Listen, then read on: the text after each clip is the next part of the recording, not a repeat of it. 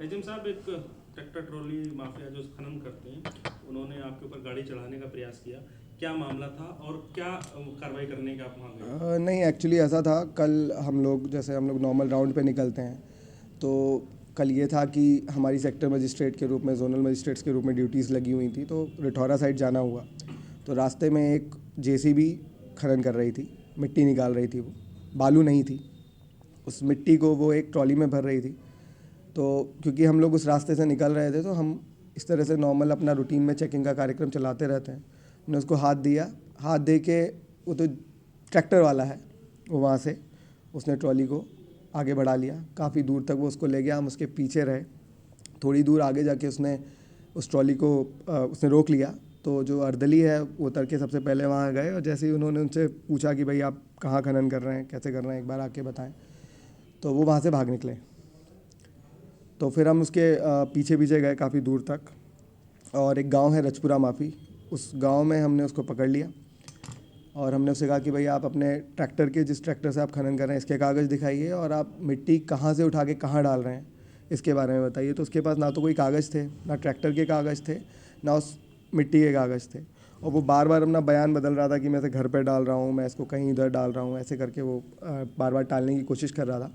तो हमने कहा कि भाई आपके पास जब कोई कागज़ नहीं है, तो आप इस ट्रैक्टर को थाने में खड़ा कर लीजिए, क्योंकि उसके जिस एरिया में वो था, उसके सबसे पास थाना इज़्ज़त नगर था। वैसे तो चौकी भी थी बैरियर 1 की, लेकिन क्योंकि हम चाहते थे कि इसको थाने में सुपुर्दगी में दे दिया जाए, तो हम उसको थाने में जब सुपुर्दगी में देने के लिए गए, तो उसने वो ट्रॉली जो है, क्योंकि उस पर हमने अपने अर्दली को बिठा दिया था जिससे कि वो भाग ना जाए, तो वो ट्रॉली जो है वो बैक करते हुए उसने वो ट्रॉली पूरी एक गड्ढे में लुढ़का दी।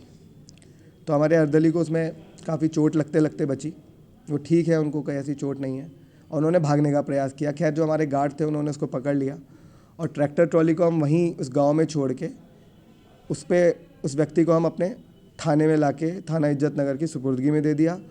और जो वो ट्रैक्टर था उसका, क्योंकि उसके ऊपर कोई नंबर नहीं था ऐसा, और ना उसके पास कोई कागज़ थे, ना तो खनन के कागज़ थे, ना उसके जो व्हीकल रजिस्ट्रेशन था, आरसी, कुछ नहीं था।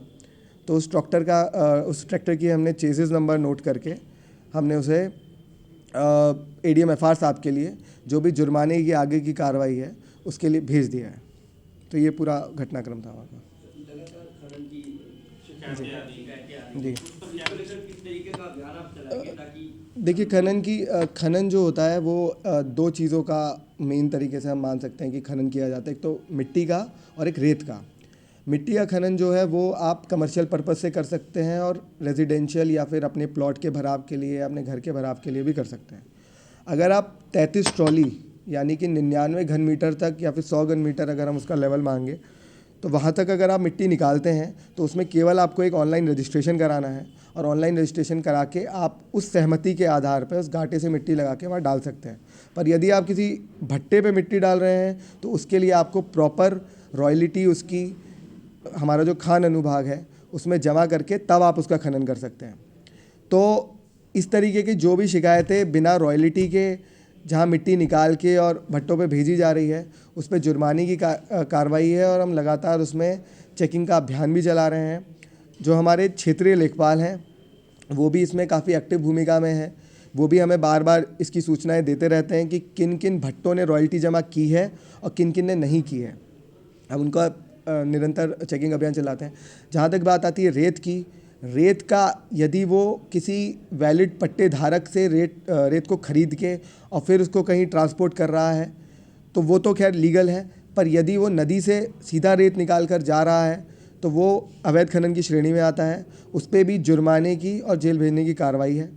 उसकी भी रिपोर्ट तहसील के माध्यम से हमारे द्वारा एडीएम एफआर महोदय को भेजी जाती है, और जुर्माने की कार्रवाई वहीं से होती है।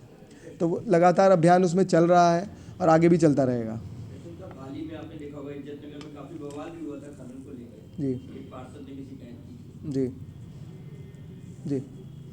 तो उसमें यही है कि भाई पहले तो हमें ये देखना है कि वो खनन किस चीज़ का कर रहा है। यदि वो लीगल खनन कर रहा है, वो मिट्टी निकाल के उसने रॉयल्टी जमा की हुई है, या फिर वो अपने घर में डाल रहा है, तो हम किसी को अनावश्यक रूप से परेशान नहीं करना चाहते। बट यदि कोई बिना रॉयल्टी को जमा किए सरकार को नुकसान पहुंचाकर और फिर मिट्टी को उठा रहा है, तो उस पर तो जुर्माने की भी कार्रवाई होगी, और जो आगे जाके उसको न्यायिक अभिरक्षा में रखते हैं वो भी कार्रवाई उसके ऊपर होगी।